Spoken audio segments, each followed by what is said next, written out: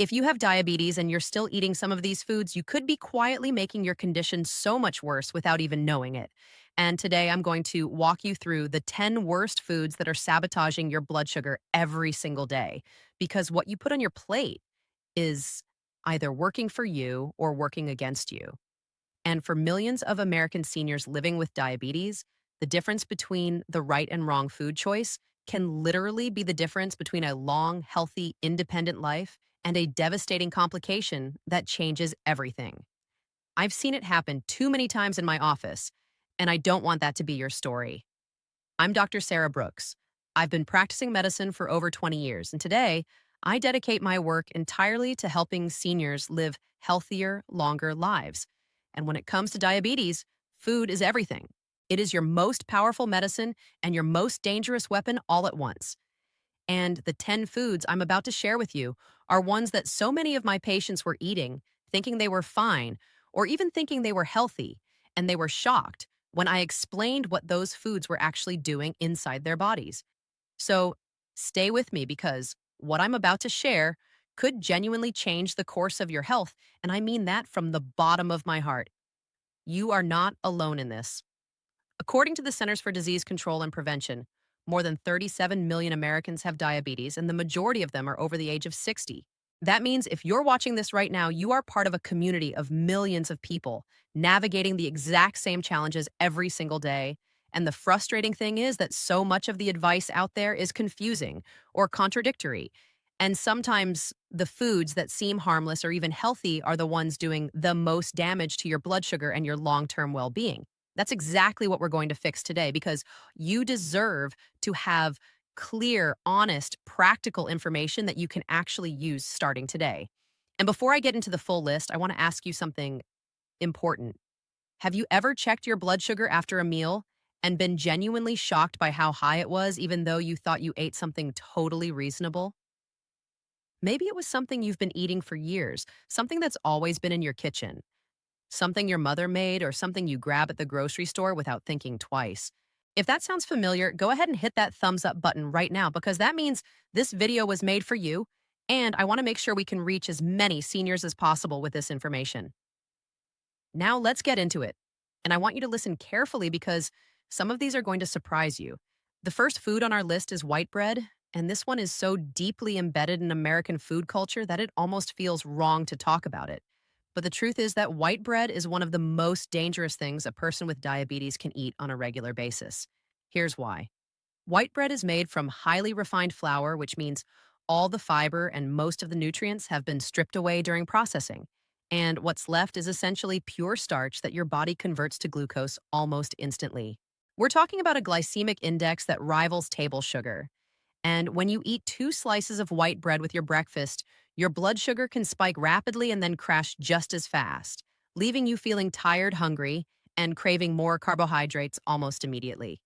I had a patient, a 74-year-old man from Tennessee named Gerald, who had been eating a white bread toast with jam every single morning for 40 years, and he could not understand why his blood sugar readings were consistently high despite everything else he was doing right. When we removed the white bread and replaced it with a small portion of whole grain or sprouted grain bread, the change in his morning readings was dramatic, and he told me it felt like someone had finally flipped a switch. The key is fiber because fiber slows digestion, which means glucose enters your bloodstream more gradually and your insulin response is far more manageable. So, when you're at Walmart or your local grocery store, always look for bread where the first ingredient says whole wheat or whole grain and make sure there are at least 3 grams of fiber per slice. The second food is something that so many people think of as a healthy breakfast. And I understand why, because the marketing around it has been incredibly misleading for decades, and that food is flavored instant oatmeal. Now, regular plain oatmeal is actually a wonderful food for people with diabetes because it's full of soluble fiber and has a moderate glycemic response. But the flavored instant varieties that come in those little packets and sit in packets on the shelf at CVS or Walgreens are a completely different story. Those packets are loaded with added sugar, sometimes as much as 12 to 15 grams per serving, which for a diabetic can send blood sugar soaring before you've even finished your morning coffee. The oats themselves in those packets are also pre-cooked and finely processed, which breaks down the starch structure and makes it digest extremely quickly, far more quickly than traditional rolled oats or steel-cut oats. So here's what I recommend to my patients. Buy plain rolled oats, or better yet, steel-cut oats, and prepare them yourself. And if you want sweetness, you can add a small handful of fresh blueberries or a few slices of banana and a dash of cinnamon, which actually has its own blood sugar stabilizing properties according to several studies. This way, you get all the genuine benefits of oatmeal without the blood sugar roller coaster that comes from those flavored packets.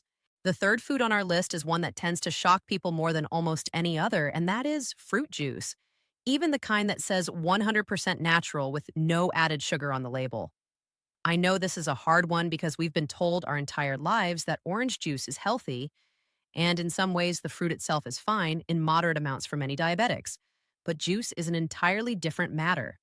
When you juice a fruit, you remove the fiber, and the fiber is the most important component for blood sugar management because it slows the absorption of the natural sugars in the fruit. What you're left with in that glass of orange juice or apple juice is essentially a concentrated dose of fructose and glucose with nothing to slow it down, and it hits your bloodstream almost as fast as a soda. Research has shown that drinking just 8 ounces of orange juice can raise blood sugar just as significantly as drinking a regular can of soda. And for a senior with diabetes, that kind of rapid spike puts enormous stress on the pancreas, the kidneys, the blood vessels, and over time contributes to the progression of complications like neuropathy and retinopathy. If you love the taste of orange in the morning, try eating half of an actual orange instead and drink water or unsweetened herbal tea alongside it. And you'll get the vitamin C and the pleasure of that citrus flavor without the blood sugar consequences. Now, I want to pause here for just a moment because we're only 3 foods in, and I hope you're already seeing how much of this comes down to processing and fiber removal and the way modern food manufacturing strips out the very things that make food safe for our bodies. And we're going to keep building on this as we go through the rest of the list because by the end of this video, I want you to have a completely new framework for how you look at food in relation to your diabetes. Not just a list of things to avoid, but a deep understanding of why they're dangerous and what to replace them with, because that understanding is what makes the change stick long term. If you want access to exclusive content, deeper health guides, and personalized home remedy protocols that I share only with my most dedicated community, I encourage you to become a member of this channel because I put together detailed resources there specifically for seniors managing conditions like diabetes, hypertension, and joint problems. And the feedback from our members has been absolutely wonderful. The fourth food is white rice, and this is particularly significant because rice is such a staple of American cooking, especially in the South and along the Gulf Coast, where rice dishes have been part of the food culture for generations. But white rice has the same fundamental problem as white bread, which is that the milling process removes the bran and the germ, leaving behind a highly refined starch with a very high glycemic index. A cup of cooked white rice can have a glycemic index comparable to eating a candy bar, and when you combine it with other foods at a typical American dinner, the cumulative glycemic load on your body can be truly significant. Now, the good news is that you don't have to give up rice entirely. Brown rice retains the bran and has significantly more fiber, more magnesium, and a lower glycemic index than white rice. Even better is a combination approach where you replace half your usual rice portion with cauliflower rice, which has almost no carbohydrates and blends in seamlessly in terms of texture when it's lightly cooked. I've had patients who made this one swap and saw their post-meal blood sugar readings drop by 20 to 30 points consistently, and that's not a small thing. That's a meaningful improvement in their long-term health trajectory. The fifth food is something that's become almost synonymous with American morning culture, and that is regular soda and sweetened beverages, including energy drinks, sweet tea, lemonade, and those bottled coffee drinks that are everywhere at gas stations and convenience stores across the country. I know this one isn't surprising, but I want to talk about why it's so uniquely dangerous for diabetics beyond just the obvious sugar content. When you drink a liquid with a high sugar content, your digestive system doesn't have to work to break it down the way it does with solid food, which means the glucose reaches your bloodstream incredibly fast and in a large concentrated wave. For someone whose insulin response is already compromised, this creates a situation where blood sugar spikes to dangerous levels and stays elevated for hours. And the damage that happens during those extended high blood sugar periods is cumulative. Every single spike is adding stress to your blood vessels, your nerves, your kidneys, and your eyes. And over years and decades, those repeated assaults are what lead to the serious complications of diabetes that steal independence and quality of life. Even one can of regular soda per day has been linked in studies to a significantly higher risk of developing complications in people who already have diabetes. This is silently shortening your life expectancy. And I say that not to frighten you, but because I believe you deserve to know the full truth. The good news is that water with a slice of lemon or cucumber is genuinely refreshing. Unsweetened iced tea is available everywhere in America, and many people find that once they break the habit of sweetened drinks for 2 to 3 weeks, their taste preferences actually shift, and overly sweet drinks start to taste unpleasant to them. The sixth food, and this one truly surprises people, is flavored yogurt. Greek yogurt in its plain form is actually one of the best foods for diabetics because it's high in protein, relatively low in carbohydrates, and the probiotics support gut health, which emerging research is connecting more and more to blood sugar regulation. But the flavored yogurts that line the dairy aisle at every grocery store in America, the strawberry, the peach, the vanilla, the ones with fruit at the bottom, are often loaded with added sugar, sometimes containing as much as 25 to 30 grams of sugar per small container, which is more than most candy bars. And because yogurt is generally perceived as a health food, people tend to eat it without any awareness that they're essentially having dessert. I had a patient, a 68-year-old woman named Dorothy from outside of Charlotte, North Carolina, who was eating a flavored yogurt parfait every afternoon as what she called her healthy snack. And she was completely baffled by her blood sugar levels until we sat down and looked at everything she was eating in a day. And when she saw the sugar content in that yogurt, her jaw dropped. We switched her to plain Greek yogurt with a tablespoon of natural almond butter and a few fresh berries. And within 2 weeks, her afternoon blood sugar readings had improved significantly. And she told me the new version actually tasted better once she got used to it. The seventh food is white pasta, and this falls into the same category as white bread and white rice for the same fundamental reasons. But I want to spend a moment on it because pasta dishes are so deeply beloved in American home cooking. And I don't want anyone to feel like they have to give up a food that brings them joy and connection to their family traditions. The issue with standard white pasta is the refined flour, which digests rapidly and creates significant blood sugar spikes, especially in the large portion sizes that are typical in American dining. But whole wheat pasta, which you can find at any Walmart or grocery store, has substantially more fiber and a meaningfully lower glycemic index. And the taste difference is minimal, especially when it's topped with a good sauce. Even better is to cook your pasta to what Italians call al dente, which means it has a slight firmness to it because that slightly undercooked texture actually slows digestion and reduces the glycemic response compared to fully soft pasta. And legume-based pastas made from chickpeas or lentils, which are increasingly available across the country, are even better options because they're high in both fiber and protein, which is a powerful combination for blood sugar stability. And here's where I want to pause and say something really important because we are now more than halfway through our list, and I want to make sure I check in with you. How many of these foods are currently part of your regular diet? Be honest with yourself because there's no judgment here, only information and the chance to make changes that could genuinely protect your health for years to come. So, write in the comments right now, tell me which of these foods surprised you the most or which ones you're already working on eliminating. Your experience and your story could truly help someone else watching this video right now. And I read your comments personally because your feedback shapes the content I create for this community. The eighth food is something that's marketed heavily to people trying to eat healthy, and that is low-fat or fat-free packaged snack foods. Things like low-fat crackers, fat-free cookies, reduced fat chips, the kind of products that have been filling American pantries since the low-fat craze of the 1980s and 1990s. Here's the problem. When food manufacturers remove fat from a product, they have to replace the flavor and texture with something else, and that something else is almost always sugar, refined starch, or both. So what you end up with is a product that may be lower in fat, but is dramatically higher in fast-digesting carbohydrates and has a glycemic index that can be just as damaging or even worse than the full-fat version. Fat, Particularly healthy fats from sources like olive oil, nuts, avocado, and salmon actually helps slow digestion and moderate the glycemic response of a meal. So removing it and replacing it with sugar is exactly the wrong direction for a diabetic. The next time you're at the store, flip over that low fat package and look at the sugar content. And I promise you will be genuinely surprised by what you find. And then look at the regular version. And in many cases, you'll find that the full fat option is actually the better choice for your blood sugar, even though that feels counterintuitive after a lifetime of being told fat is the enemy. The ninth food is something that feels quintessentially American, and that's breakfast cereals. And I'm not just talking about the obviously sugary ones like Frosted Flakes or Fruit Loops, because most people with diabetes already know to avoid those. I'm talking about the ones that position themselves as heart healthy or wholesome.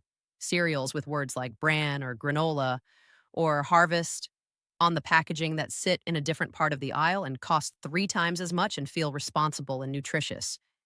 Many of these cereals still have extremely high glycemic indexes because they're made from puffed or flaked refined grains that digest almost instantly, and they often contain more sugar than they appear to when you look at what a realistic serving size actually looks like versus what people pour into their bowl in real life. Even granola, which has a reputation as a health food, is typically bound together with honey or sugar and contains dried fruit, which is another concentrated source of glucose. According to research from Harvard's School of Public Health, many popular breakfast cereals that are marketed as healthy options have glycemic indexes above 70, which is considered high, and for a diabetic starting the day with a high glycemic index, food sets off a cycle of blood sugar fluctuation that can affect your energy, your mood, your appetite, and your insulin response for the entire rest of the day. A much better morning option is eggs, which have essentially zero glycemic impact and are rich in protein and healthy fats that support stable blood sugar for hours, or plain oatmeal, or a small portion of whole grain toast with avocado or natural nut butter. The 10th and final food on our list is one that I saved for last because I think it's the most insidious, and that is alcohol, especially sweet cocktails, regular beer, and flavored alcoholic beverages. Now I understand that a glass of wine at dinner or a cold beer on the porch during a warm Georgia evening is something that many seniors enjoy as part of their social life and their relaxation. And I'm not here to tell you that you can never have a drink again. But I do need to make sure you understand what alcohol does specifically to a diabetic body, because it is genuinely dangerous in ways that go beyond what most people realize. Regular beer and sweet cocktails contain significant amounts of sugar and carbohydrates that spike blood sugar, just like any other sweet beverage. But the deeper problem with alcohol and diabetes is a physiological one. Alcohol interferes with the liver's ability to regulate blood sugar, and it can cause dangerous drops in blood sugar, particularly if you're taking certain diabetes medications. And those drops can happen hours after drinking, sometimes in the middle of the night, which means you might go to bed feeling fine and wake up in a state of hypoglycemia without even understanding why. Beyond the blood sugar effects, regular alcohol consumption raises triglycerides, elevates blood pressure, contributes to weight gain, and accelerates the progression of diabetic nerve damage and liver complications. If you do choose to drink, dry red wine in small amounts has the best profile for diabetics compared to other alcoholic options, but even that should be discussed with your primary care doctor, particularly if you're on medication for your diabetes. Now, let me bring everything together because I want to make sure you leave this video with something truly actionable and practical that you can start using today. The 10 foods we covered are white bread, flavored instant oatmeal, fruit juice, white rice, sugary beverages, flavored yogurt, white pasta, low fat packaged snack foods, commercial breakfast cereals, and alcohol, especially sweet varieties. And the thread that runs through almost all of them is refined carbohydrates, added sugar, and the removal of fiber, which together create rapid spikes in blood sugar that over time damage your blood vessels, your nerves, your kidneys, and your cardiovascular system. But here is the hopeful and empowering part of this conversation, and this is what I really want you to hold on to. For every one of those 10 foods, there is a satisfying, delicious, and culturally familiar American alternative that you can find at any grocery store in the country without breaking your budget or giving up the pleasure of food. Whole grain bread instead of white, plain oatmeal instead of flavored packets, whole fruit instead of juice, brown rice or cauliflower rice instead of white rice, water or unsweetened tea instead of soda, plain Greek yogurt instead of flavored, whole wheat or legume pasta instead of white pasta, nuts and cheese instead of low fat crackers, eggs instead of cereal, and a small glass of dry red wine occasionally instead of sweet cocktails or beer if you choose to drink at all. I remember a patient of mine, a 77-year-old retired school teacher from outside of Columbus, Ohio, named Margaret, who came to see me after her doctor told her that her diabetes was progressing and that she might need to start insulin. She was scared and heartbroken, and she told me she didn't understand what she was doing wrong because she felt like she was being careful. When we sat down and went through her diet together, we found several of the foods from today's list showing up regularly: the flavored yogurt, the fruit juice in the morning, the white rice with dinner, the low fat crackers as her afternoon snack. She was genuinely trying to eat healthy, but the information she had was incomplete and outdated, and it was working against her. Over the next 3 months, she made the swaps I recommended. She replaced those foods one by one with better alternatives, and she started walking 30 minutes every morning at the community center near her home.